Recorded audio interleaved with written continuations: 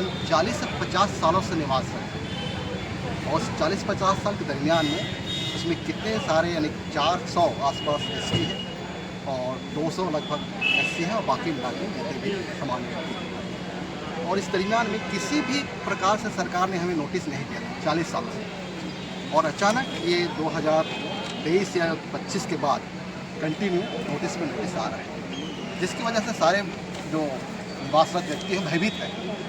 और हमारा जल और जंगल पे अधिकार आदिवासियों का इस पट्टा देने का हमारा संविधान में नियम भी है। इस वजह से और 2011 में जब सोनमणि वोरा जी कलेक्टर थे, उस समय हमें ज्ञापन सौंपा था, उन्हें एक आवेदन दिया था और उसमें वन विभाग मंडल रायपुर को 35,000 के चालान पटाया, जिसमें 9 एकड़ का ज़मीन जितने भी जो निवासरत व्यक्ति हैं उनको दिया जाए, ऐसा उनका परमिशन चाहता है। मगर किसी वजह से 2011 और 13 के बीच में कुछ ऐसी यानी कि चीज़ें हुई और हमें उस निवास स्थल से अलग एक बेलतरा विधानसभा क्षेत्र दिया गया, जबकि हम ऑलरेडी नगर निगम में थे। और आज भी हम ऐसे बेघर हो गए हैं कि हम पंच और सरपंच का चुनाव नहीं कर सकते या उसको वोट नहीं दे सकते, पार्षद का हम वोट नहीं दे सकते, तो हम जाएँ किसके पास?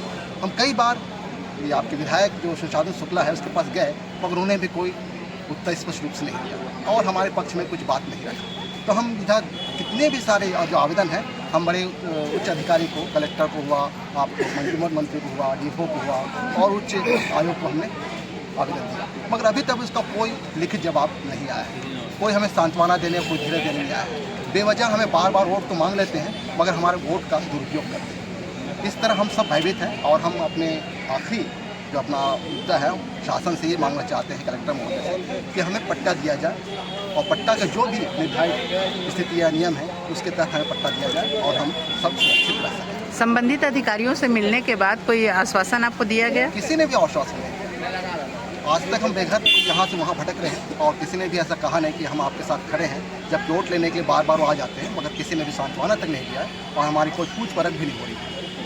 जैसे आप कलेक्टर जी से मिले तो क्या आश्वासन मिला आपको? कलेक्टर जी ने बोला कि बस आवेदन जमा कर दो और आप लोगों का उसमें कुछ हो नहीं सकता है, क्योंकि सत्ता और शासन नहीं की है, जानते हैं आप। और इसी तरह का उन्हें सुझाव दिया और हमने अपना आवेदन जमा किया है। अब देखते हैं क्या उनका आगे आप लोगों की क्या कार्रवाई रहेगी?